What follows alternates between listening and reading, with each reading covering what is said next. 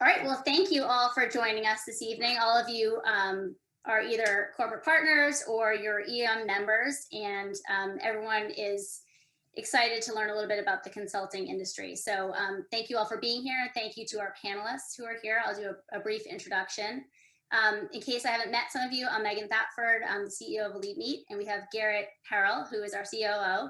You've probably heard from some of us. I certainly sent out plenty of emails and communications leading up to this. So thanks for joining us and listening to all of those and joining EM Connect. We're glad you're participating in that platform. Certainly, we encourage all of you to network with one another after this because you have similar experiences, and I think you could benefit from conversations with one another.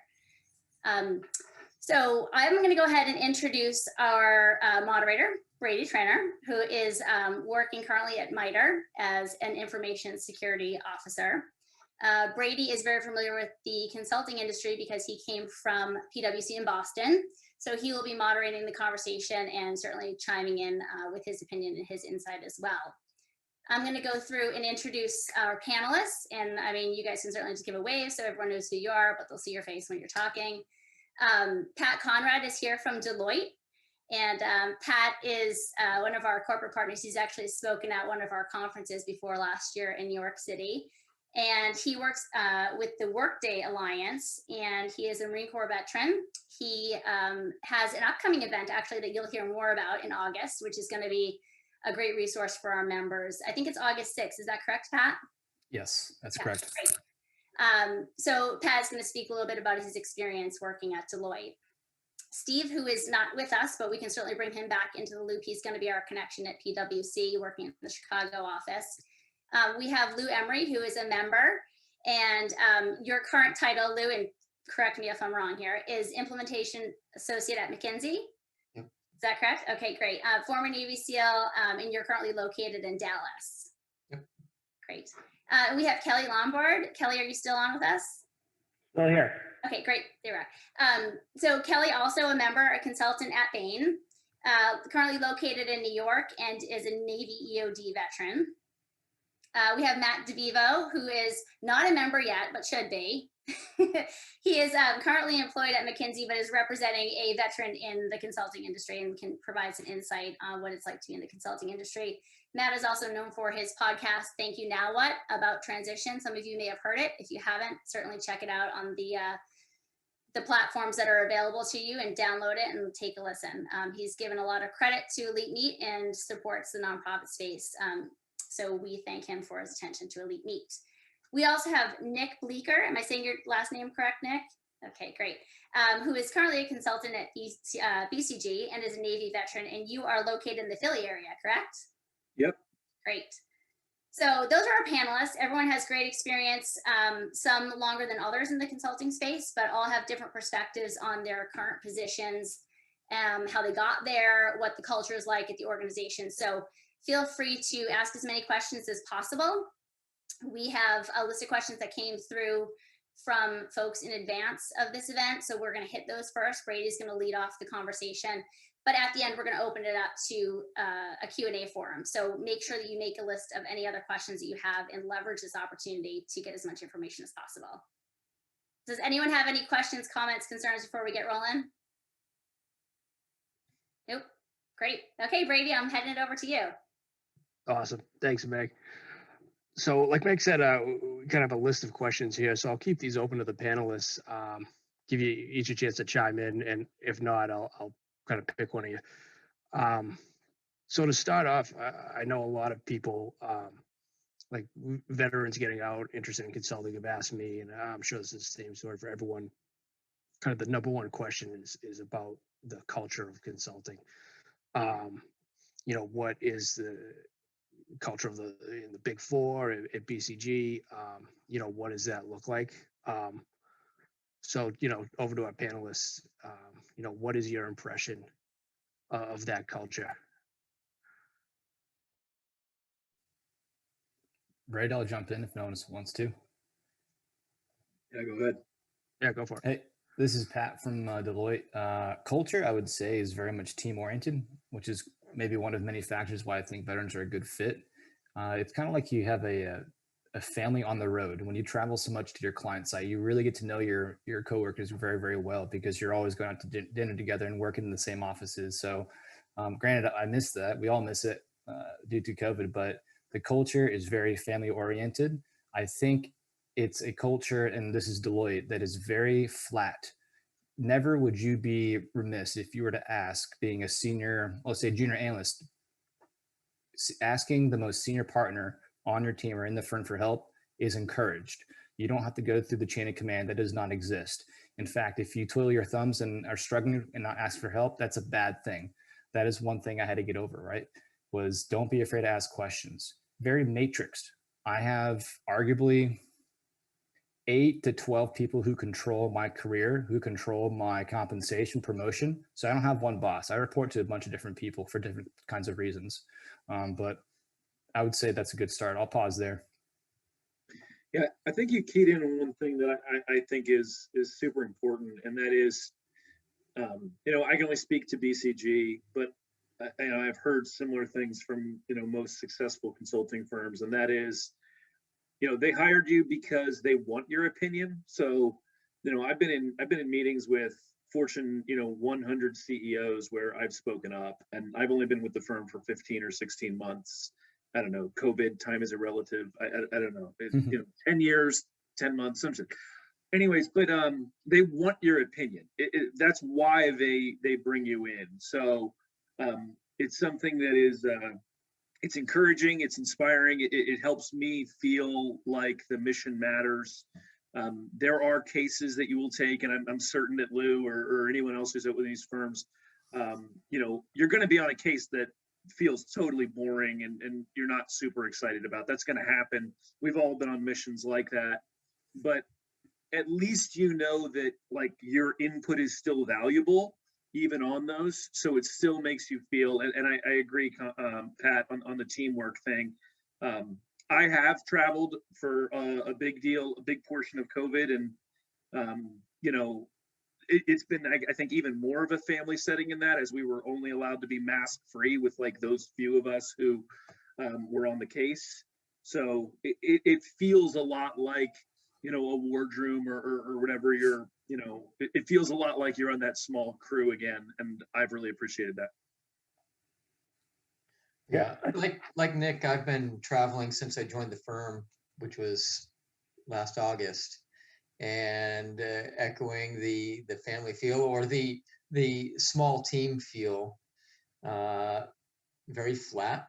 It took me, I'm still uncomfortable going to the senior partner on the study, asking for help with whatever it might be, but they knock me on the side of the head and say, dope. You're cranking on this model. You're not an Excel expert. Why aren't you talking to our partner who he spent the first 5 years of his post undergrad life modeling. Okay, so getting to learn those sort of things, and learning that despite having only 7 months in the business world, they didn't hire me for my business acumen. They hired me for the people acumen that I'd say most of us have in spades. Yeah, I think the only other thing I'd add and kind of build on is that it's very much an apprenticeship type model, where you don't have to come in with necessarily those Excel skills that Emery just mentioned. They'll teach you that on the job, very similar to the military there. They want you for how you think, not what you technically know, and they'll teach that to you. And then, the only other thing is that they're very open to you talking about leaving. I've only been at Bain for 9 months, but, people a year or two ahead of me, they're always like, okay, what's next for you? Is that here? Is it, outside of the company? Like, how can we help you get there? And I think that's something coming out of the military. I didn't know what I wanted to do when I grew up, and I still don't know. So consulting is a great place to kind of explore that. Yeah, and Kelly, I think just to echo that last piece you made, I'm not sure if there is a C-suite among the Fortune 100 that doesn't have a former consultant from like one of the top 7 firms at it. So, I was on a call with someone who's about to get out of BCG today, and they have a startup they're trying to run, and they were looking for some information. And like in 2 minutes, we were able to identify former McKinsey, Bain, or BCG consultants in the 5 firms he needed, non-consulting 5 companies that he needed to talk to, and so he had a point to be able to reach out to another guy who came from the same background. So it is kind of similar in that, where there are lots of ex-consultants in these firms that you can reach out to if this is something you kind of go through. Really, it struck me that consulting is kind of a highly paid extension of my MBA. A variety of topics, learning a ton up front, but instead of paying out the nose or having the GI Bill pay out the nose for the MBA, this one it pays you. Yeah, those are all great points, guys. Which you all mentioned it, which is going to feed into the next question. And Pat, I'll kick this one over to you to start with. Travel is really the biggest thing associated with consulting. Could you give the members an idea of what that looks like, in a pre-COVID world, and where that is going to be, in the next week, year, 5, 10 years? Is that paradigm going to shift, or is travel still, part of the job? Sure. That's a good question, Brady. On the perspective of Deloitte, it is obviously vastly changed. When I first started with Deloitte 4 years ago in 2017, I was traveling on average 3 out of the 4 weeks of the month. That was kind of the norm, Monday through Thursday. You leave early Monday morning out of New York City, get home Thursday night, work from your couch on Friday, bang out a weekend, and start all over again. And I loved it. It was a lot of fun. It's not a lifestyle for everybody, but it's a lot of fun. That's all I can say. Nowadays, not so much. Looking forward, it's interesting. As a firm, we still haven't decided what we're going to do. Senior partners can get approved travel to client side if it's mandatory for business. One of our big clients, I'm on the public sector side, one of our bigger clients actually said, when the world turns to normal-ish, we're going to look at 25% travel. So it's decreased. Our clients are figuring out that we can offer our services from afar, so they don't have to pay for my fancy dinners and my airfare, which, by the way, is extremely expensive. But that's why our job is fun. So that's kind of a bummer. However, I will say that I think the pendulum is going to swing. We'll find a new norm because, there are some things, and to be honest with you, we've slipped up with some normal things because we're not in the client side talking and meeting these people.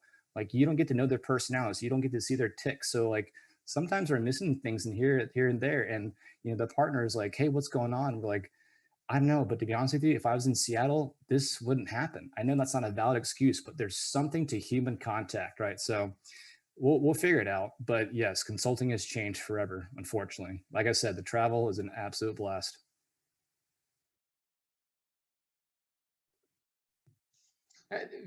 Awesome. From someone who's been traveling since I joined, I've opted to travel. In fact, I've kind of prioritized teams that are known for coaching, not afraid to tell a 37-year-old that the 37-year-old's messed up, because you're going to come across people who are younger than you.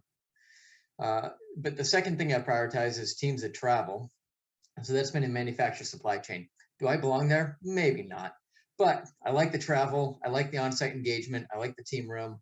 I like being able to engage with the clients. Now, I've opted to travel. I think we've had a total of 4 weeks non-traveling since last September. And one 2-week period was because the client was COVID just swept across the plant floor. We weren't going to go in during that. And more recently, because we've been staging with the client a little bit of pre-work and then on-site for a week, pre-work, on-site for a week. Even with that Monday to Thursday, I'm kind of, I guess, following in the traditional consulting travel. We got a team member, he only travels Monday to Wednesday because kind of a holdover from the COVID times.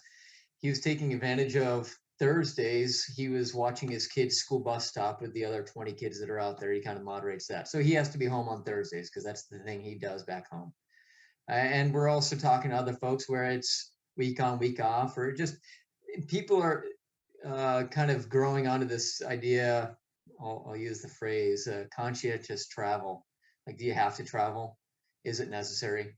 Do you have to travel as much as we used to? Now, if you can find the teams that need travel all the time, that's your bag, go for it. I think that's exactly what it is. I believe that like I never had 3 weeks. I was always every week on. But I do think that there are enough people who prefer being at home, and there are enough of us like me who hates working from home, that I think almost regardless of what it ends up looking like, there will be opportunities in both boxes. I don't think most cases will penalize you for not being on site 4 weeks out of the month. I think that will be very rare, where in the past that was the norm. So I think if 1 week there, 3 weeks home, or 2 and 2, or whatever is more reasonable for you and your family situation, I think most firms are going to be very accepting of that, because the clients have now seen that it works. I'm trying to stay fully staffed on travel cases, but that's just because I have, for my whole life, separated work from home by being at work and being at home. And I hate working at home, but I have friends who love it. And, I think this has probably extended their life in consulting because they're not on the road. So I think both options will be very available. All firms are looking at reducing their carbon footprint.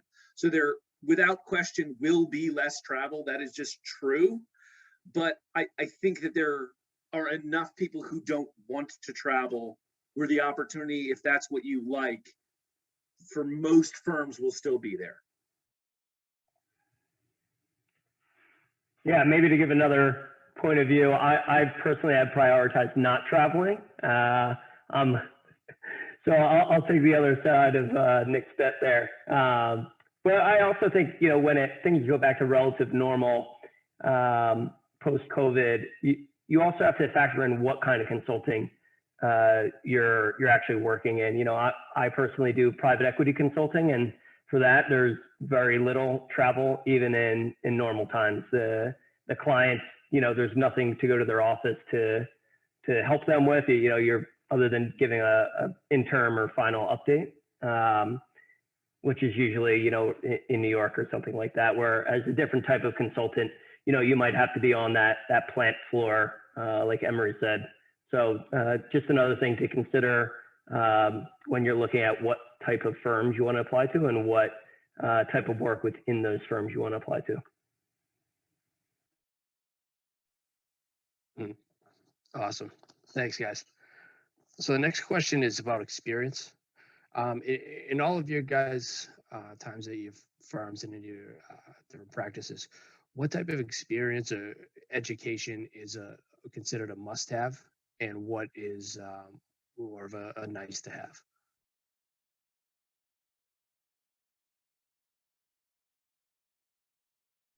I would start by saying it's incredibly firm specific.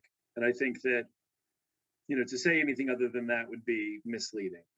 There are plenty of small consulting firms, and I think that I think we've allowed ourselves to get into a place where we can talk about MBB and then the big four historical accounting firms and then everyone else. And I just think that's horseshit. That's not right. Like, those lots of firms that aren't one of the 7 that are part of MBB or the big four are phenomenal firms, and you're going to do really well. And there's companies like Greencastle Consulting, who the key thing is you have to be a veteran. There are so many firms. So getting into MBB without an MBA is incredibly challenging. It's not impossible.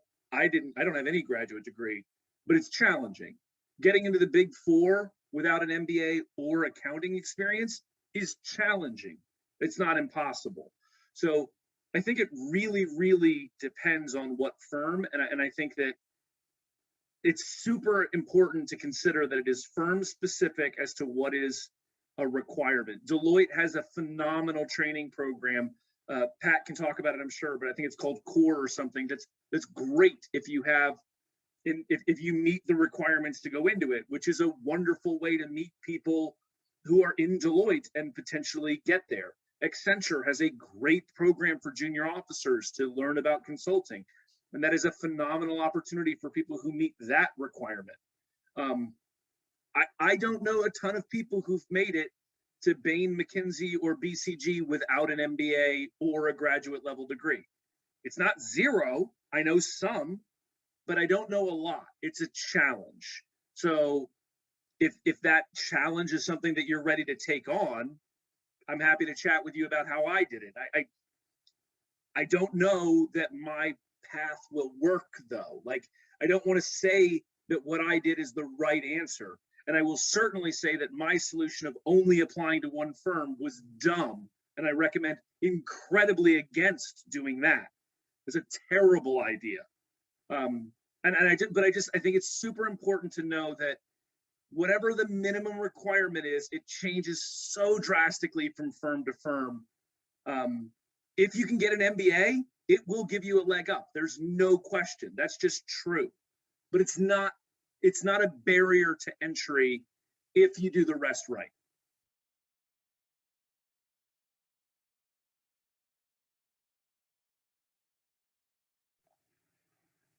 Yeah. Matt, tell them about CORE. It's well said. Google Deloitte Core Leadership Program if you haven't already. It's all free. It is a fantastic 2-day. It may be short now because it's virtual, but it's a 2-day immersion program. It is for transitioning military officer or enlisted. You do have to have a bachelor's degree, but they will talk to you about figuring out what it is the hell you want to do, and not the sense that, like, I was logistics, so I should do logistics. By the way, that's how I thought. It's more about, what do you enjoy doing? What are you good at? And when they use the word good, it's about, what do you enjoy? If you got to work in life and you got to make some money, you might as well enjoy what you do. And through that thought, you will figure out what it is you should be going for. And somehow you're going to go from, like, I'm open to all these jobs to, okay, I want to be a Deloitte consultant specializing in supply chain logistics for the public sector. That specificity, that focus will help you get to where you want to go quicker. But yeah, it's a hell of a program. I did it. It's worth every minute. Yeah, from my growing understanding of what matters, I've worked with people who were in Teach for America. They had masters of education, no masters of business, but they're beside me on the shop floor or talking to the plant manager or CEO of the company that owns the plant. Engineers, really, it's just people who can relate to other people and can solve tough problems and have some basic level of academic prowess. Can you do math? Do you have some basic understanding of business? And Deloitte has the core curriculum, which is fantastic. I have a brother who went through that and is benefiting from that program. And other firms are going to have their own training pipeline, and as someone mentioned earlier, apprenticeship style nature that will help fill in all the gaps. I'm not sure if it's the same with other firms, but they call it the random walk. Jump around from industry to function to different roles. If I were to go from manufacturer supply chain to pharmaceutical sales, I have not a blessed reason to be in that industry, but that's a potential route I could take, or that they might send me off into. And I'm just going to be learning on the job to fill the need as I go. That's not going to be based on any degree that I have.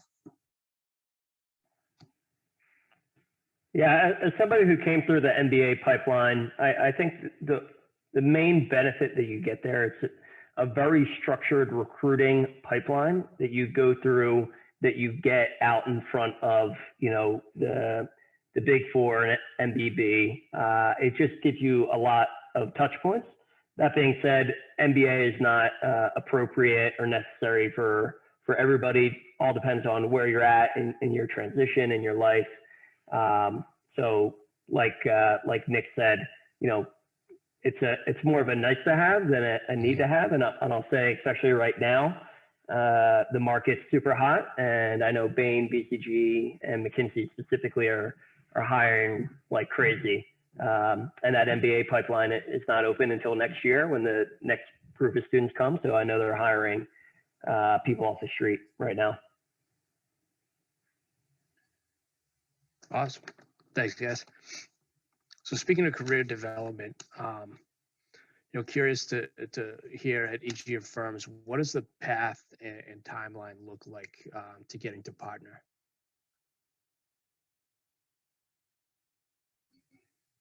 I'll go first for Deloitte. So partner is assuming that, well, technically partner means you're an accountant, but let's pretend you want to go consulting. So that would make you a principal, but we're splitting hairs here. Let's just say that's the track you want to go. You don't want to become a specialist. You're probably looking at north of 12 years, maybe. It depends how fantastic you are. In my experience, you're going to start, the lowest level will be a business analyst. Typically, that's someone who's fresh out of undergrad. Out of the military, I think you all should be targeting consultant, which would be entry level +1 at the least. I mean, it depends what you do. That's what I came in.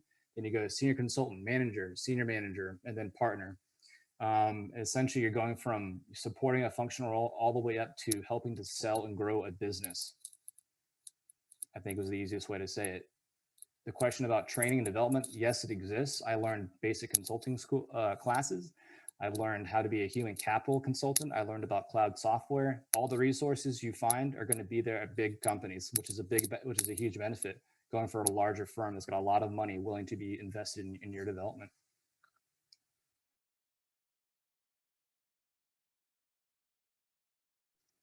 Ours is really simple at BCG. Associate is 2 years. Like, I don't know what business analyst, it's the undergrads typically. I will say if you're coming out without an MBA and without a ton of experience in the military, so like less than 8 years-ish, taking an A2 role at BCG is probably a good idea because 1 year later you're a consultant. So there you go, 2 years as an associate, 2 years as a consultant, then principal, 2 years, and then I'm not even going to go into that. That part all gets complicated and tricky. All of our firms have different naming conventions. So when you hear principal or partner, they don't translate one-to-one. If you're really interested in consulting and you want to learn all of that, like full-on nerd across all the different firms, go onto Fishbowl and look it up.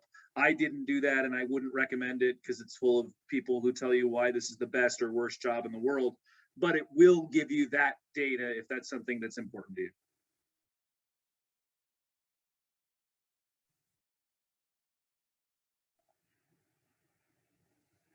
Yeah, I think I can maybe jump in here. I think asking the question of how soon to get partner may not be the right question to ask.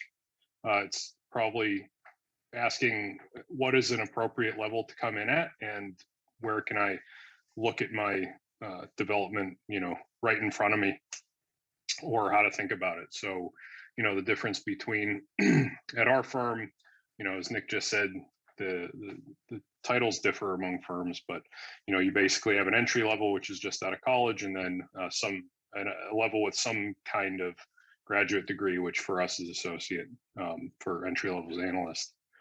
If you're a vet, you may run into kind of a cultural catch-22 coming in as an analyst, right? If you only have an undergrad, but you're 30 years old, you might worry about mixing in with a bunch of 22 and 23-year-olds. I'll say that for at least our organization, I think everyone has the professional maturity to not just treat that, the bad way that you can, or at face value. In terms of promotion, just if you do the random walk that Lou talked about, you'll take more time doing your random walk, and your promotions may come later. If you get hyper focused on an industry, learn all you can and be the go-to on that, then they might come earlier. But every 2 to 4 years, maybe you move up a notch. But I think someone said earlier that everyone's really open about discussing your exit too. So majority of people probably won't make partner. They'll determine on some exit point where they got some kind of experience, want to go do something else, whether it's starting it or joining someone else's thing. So I think that's kind of how I would say to think about it.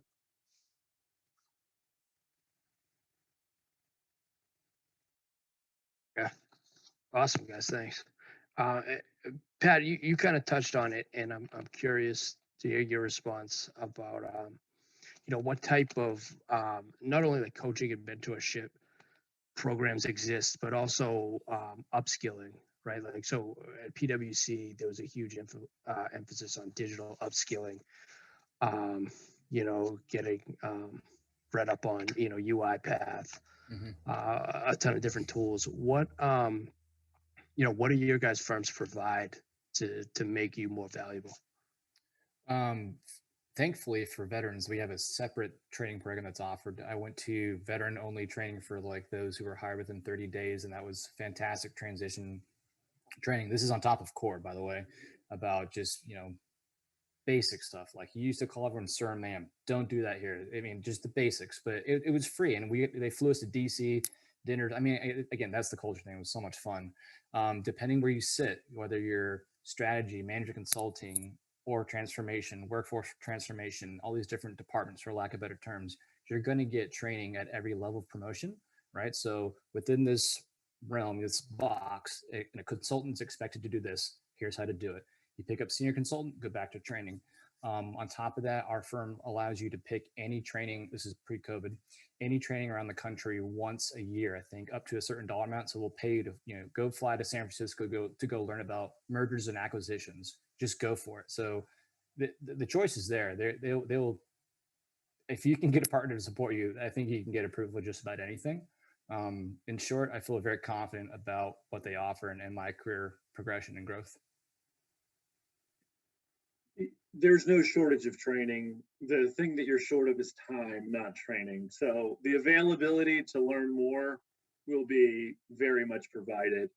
The only thing I would point out is, and it's not a good or a bad or a right or a wrong, it's just different. There are firms that anticipate everyone staying a generalist until they make a more senior level. BCG is that way. And then there are firms that anticipate you being more of a specialist far earlier on. Deloitte is more that way. Again, not right or wrong, just different. And there's value to each. So do your research, understand what you're getting into as you go into those conversations, especially if you're going to start talking to different firms, so that you can, be correct to how the firm you're talking to looks at junior consultants, especially out of the military, because it is really different across, McKinsey and BCG probably far more similar to each other. And then, Deloitte and Accenture similar to each other. And I won't even, pretend to know about the rest because I don't, but keep that in mind.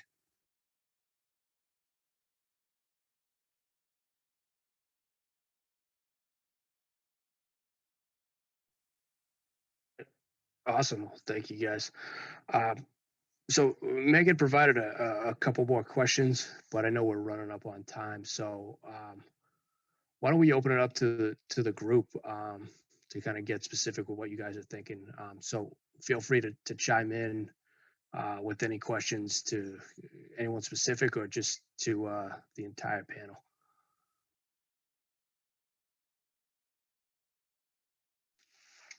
I'm just wondering if anybody on the panel would like to talk to the difference between working on the public sector side versus the private sector side, and how the firms look at folks internally, either working one or both of those things.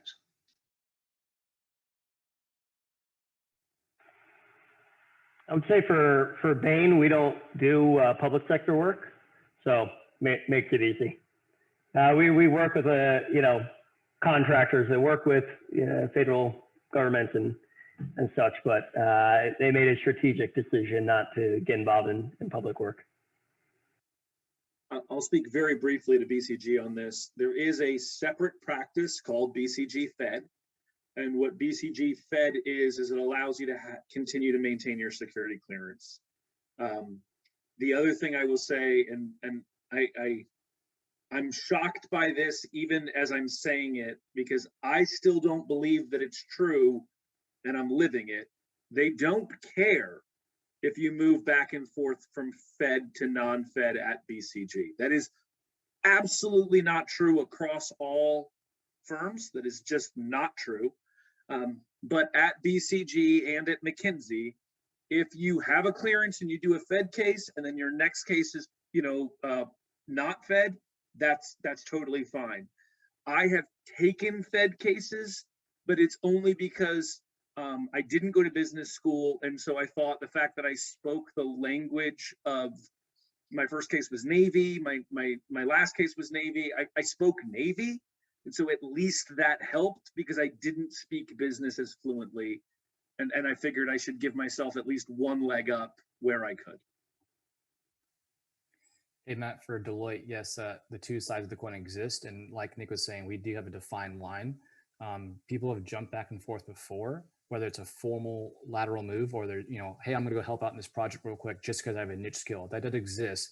However, you're going in position to be, my name's Matt. I am the man for this job. I am here for nothing else. Hire me now, as opposed to, yeah, I'm a veteran. People want to support me. I'll take a job. Have a strong stance and be confident in yourself. If you're going to the public sector, maybe they're, recruiters are going to ask you, okay, you want to do federal? Well, if you're doing federal, you're likely going to live in Virginia or DC, right? That's where all the businesses, and you probably won't travel. So just know that. For Deloitte, public sector, we have account teams that are dedicated to a state. So you're just considered with those borders and driving that kind of business. And then private, of course, is everything else. Hopefully it's helpful though.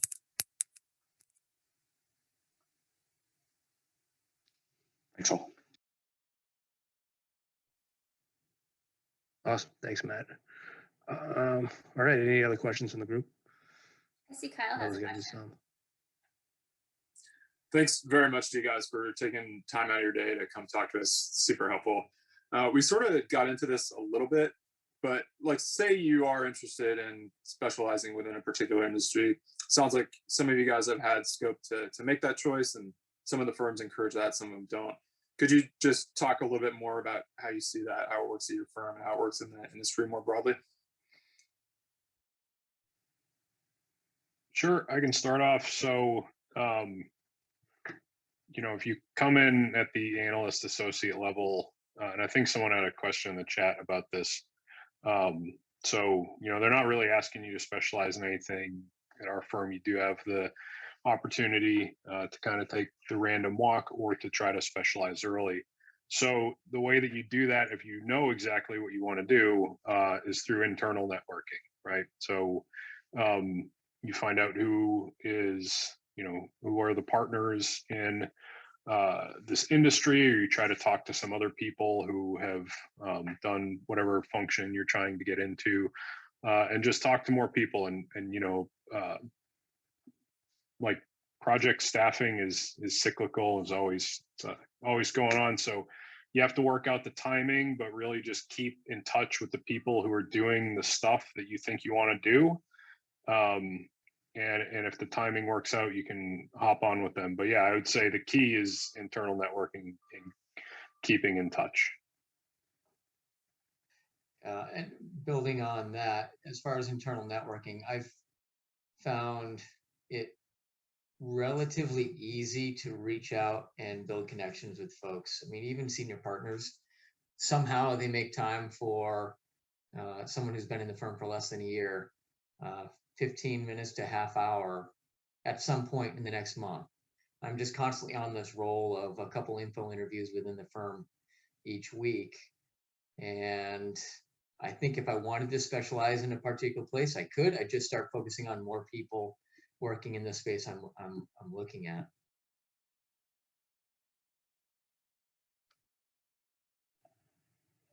Yeah, I think a little bit different for Bain.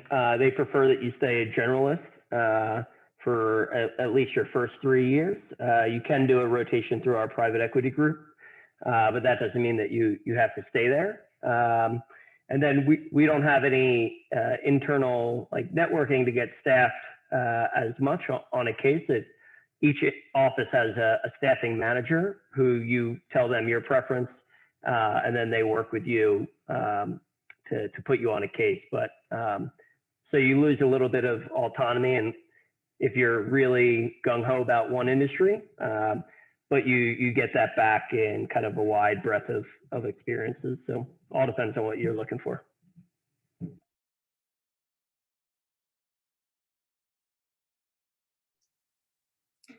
think we have Will has a question. Hey, thanks, Megan. I just had a general question in terms of the differences between the publicly traded firms and private firms. I'll just throw out difference, whether it's culture or if there's any such thing as profit sharing or just anything across the board that maybe you can offer between those two.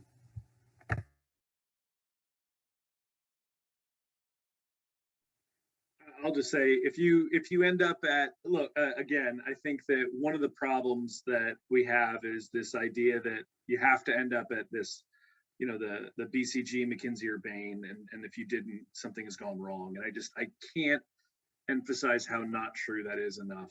I have a friend who I thought was she's the smartest person I've ever known, and she messed up her interview at you know, all of the big three, if you will, the MBB.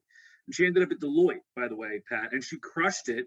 And she was super happy, and it was probably better for her. And I say that because I think that the thing that I want to make sure you know is, don't let someone else write your definition of success.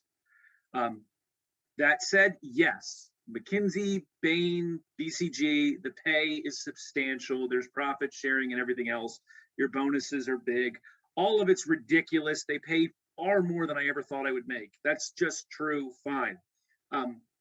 The smaller firms do pay much less. That's true. I don't mean the smaller firms Deloitte. I mean the smaller firms like Greencastle Consulting or, you know, some other veteran-owned firm. They pay less. Is that, and for me, when I made my decision, that was the biggest decider. And I can admit that to myself and this small group. I don't know if I would admit it outside. But understand, please, that like that shouldn't be your only metric of success. There really is a trade-off between whether you end up at a firm like this or a firm that values other things. And, you know, I don't know that this is the right answer for me. I'm sure Emery feels the same way. Like there is a lot you give up for this in time, in, you know, in life.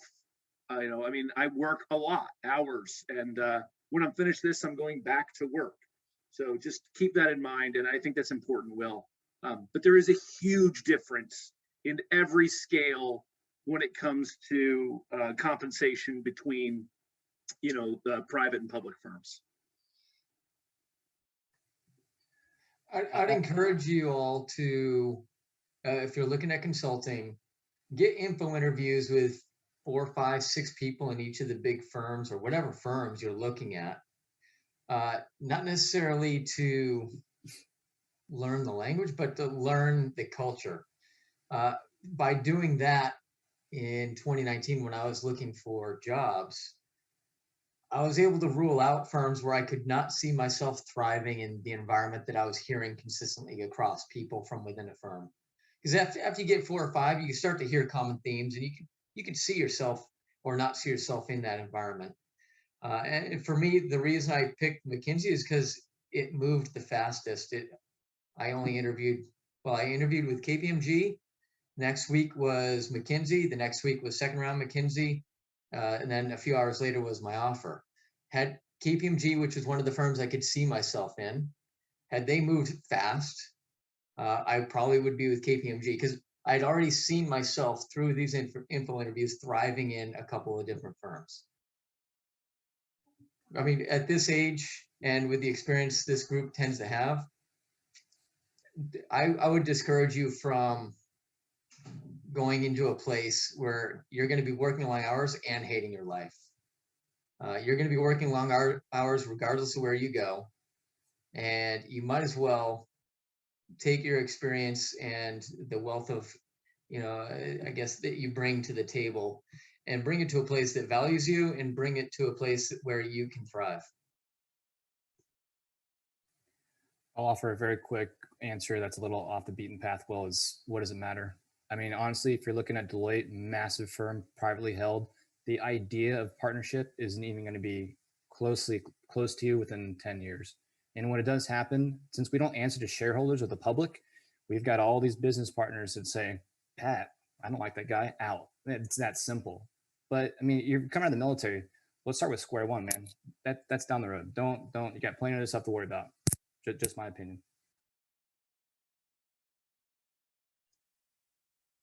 And I think Ryan has a couple questions too. Go ahead, Ryan. Hey, thanks, Megan and Garrett, for hosting this, and I want to, say thanks to everyone for taking up your time here, especially since you're going to be going back to work. But wanted to kind of had a two-for question here. You guys have kind of dabbled on it at some points because you've got different backgrounds coming in and the pipelines you chose to get in there. But I was curious, what is, I guess, maybe the largest gap you had coming into consulting as far as like experience or a skill set? And then what was kind of your biggest strength that you kind of gained from the military that kind of translated best for you as you came over? My gap was just like basic tools. I was an Intel officer. I thought I was pretty good at PowerPoint. I was embarrassed by how bad I was at PowerPoint compared to consultants. And I am still a absolute Excel rookie. And then there are programs that I won't even mention that are like data analytics programs that I'm still learning, that I look like I'm hunting and pecking on, that I'm just so far behind my associates at. But what I bring to the table is, I'm a consultant, and every MDP on every case I've ever been at has felt like they could put me in the room with the CEO on day 2. So that's helpful. I'm good with people, so that's helpful. But yeah, those skills, what I learned, I think Garrett did it as well. I went to the Next Step program at Dartmouth. I learned some Excel, and that was super helpful. I think someone else in this call did the Ignite program at Stanford. I did that, and that was really, really helpful as well. But you're not going to be as good as a guy who went to undergrad and then was an associate and then went to grad school and came out. He's better than you at Excel. He just is. So make your value proposition the rest. And once you make, after 2 years, the fact that you're only average at Excel will be fine. I would say patience. My very first gig at Deloitte was working for a gal who just graduated from college, and she crushed me on PowerPoint. It's a stupid example, but here was I was like, oh my gosh, I've done all this in the world, and here I am answering this. Like, it was just so out of line, not humble at all. Just be patient, because you're changing your career path maybe 180 degrees, so you need to reskill, right? I had to learn how to quickly configure cloud software. It was a nightmare, but it worked. Patience was tough. What went well, and actually the gentleman I interviewed with, the partner, said, your first years are going to suck because you have no idea what the hell you're doing, but I expect you to crush your peers at senior consultant level because you can lead teams, make decisions. So any kind of like project management role, piece of cake. It doesn't matter what I'm managing. Like I said, military is great about teaching you how to assess the situation, resources around you, build a plan, here your tasks. Okay, let's do it. A lot of people they're so scared to do that. I don't know. Very smart people just can't put pieces together and execute a plan.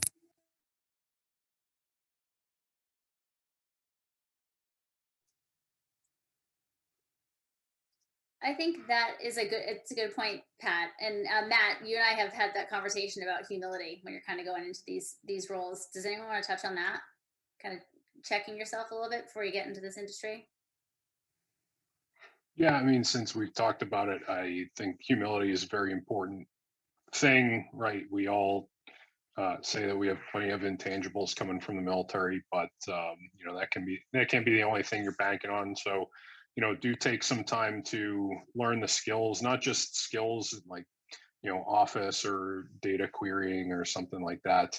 But if you are entering a new function or a new industry, use some of your, not that you would have a lot of downtime, but use some of your time to like pick up the nomenclature, read some articles about it, get to learn the lingo or just how things work in that industry or that function. If you have to learn how to read an income statement or a balance sheet and you weren't hot on accounting in undergrad or business school, but you got picked up to work in corporate finance, you're gonna have to take that extra time.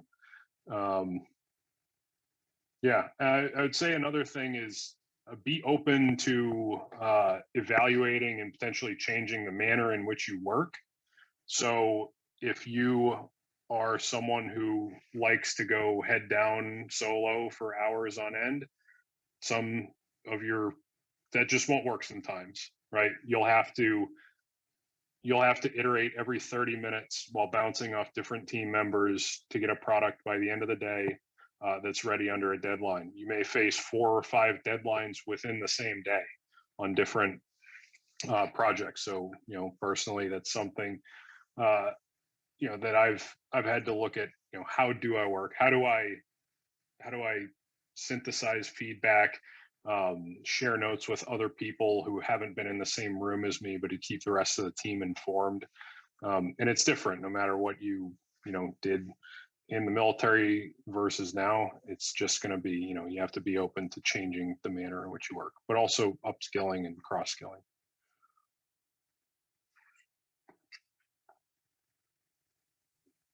Thanks. Does anyone else have any other questions? I have a question if no one else does right now, but I don't want to jump in front of anyone. I have one more if it's okay. Go ahead. We talked a little bit about kind of exits in the chat. Maybe you guys could expand a little bit more on that. If they're expecting you to leave, are those with companies that you are consulting with, or people starting businesses? How are you managing that? What does that look like? Yeah, there's an entire kind of organization and pipeline within at least BCG to help provide access to lots of people who are looking. And then almost everyone who leaves in their email when they're leaving will mention where they're going. And I think what you'll see is consistent is, I think I hit it up earlier, but there are former consultants at all these big companies, and it's normal, like the same way that it's super easy for you to reach out, Kyle, and find some former, Navy SEAL at some place and say, hey, let me chat with you about your experience there. I have found that people who were former, consultants at any of these firms are happy to answer the phone for a former consultant, even at a different firm. I've called people who were, Bain and McKinsey and Deloitte, at other places to chat about what life is like there.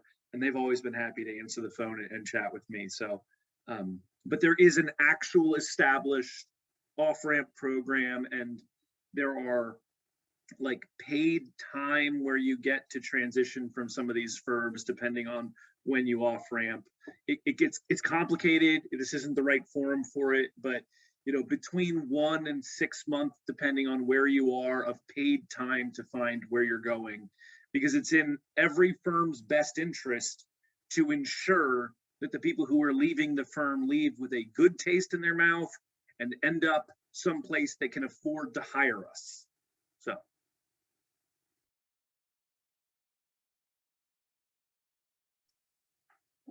One of the questions I had, it kind of lends to what you were just saying. Many, or at least I know PwC has a veterans network or veterans support system or program within the organization. Does anyone want to speak about those within their companies? Deloitte has geographical tribes, if you will. It's voluntary veterans sign up, and we used to do events, recruiting, networking, just have fun. There's all sorts of virtual events we'll do, and then there are mentorship groups to make sure you succeed. All sorts of volunteer work for community outreach for veterans. There's a lot. Same. Yeah, I mean, if you think about it as like an affinity group, which I don't like thinking about it as a diversity group per se, but it's an affinity group, it's recruiting outreach, it's, being able to talk to people about the recruiting and interview process. Once you're in, it's mentorship, it's networking. I'm well networked for being a veteran, especially working remotely during COVID. So, it just gives you that common background with someone for them to kind of speed you up on learning about your firm or getting in touch with other people. And how important is that as part of the transition support? not just learning about the organization or the industry, like just knowing that you have someone that is there to support you. Is that a big help as you're going into the new industry? At Bain, I found it to be within the New York office. We have like a Teams chat. Especially, I started remotely, so did a lot of my veteran classmates. So it's just a very convenient network to have, to just be able to ping them with a question. We said we'll spread our stupid around with the Vets Network, so the normal people don't think we're knuckle draggers too much. But yeah, so very helpful. Good, thanks. Brady, I'll put it back over to you to wrap up or host any other questions. Yeah, thanks, Meg. So I guess any last questions from the group?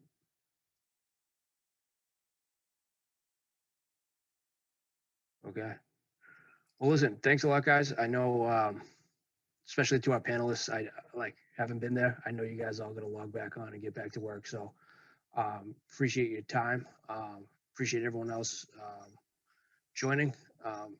If anyone is interested in PwC or interviewing at PwC, I'm obviously not there anymore. I have plenty of connections there, to include veteran connections, or anyone interested in cyber security specific consulting.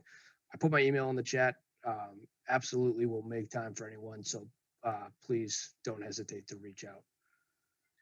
Hey, I would say the same. If you feel more comfortable asking a question one-on-one, reach out on LinkedIn or something. Please just put something about Elite Meet in there, so I know where I met you. But I'd be happy to help.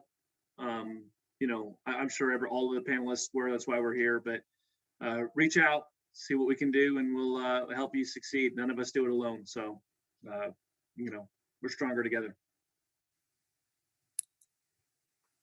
Great. And on behalf of Elite Meet, thank all of you for joining us, all the panelists. And again, connect with one another at EM Connect, LinkedIn, grab some of the emails that are in the chat. And if anything comes up or anyone has any further questions, feel free to reach out to me or Garrett. We're happy to assist you.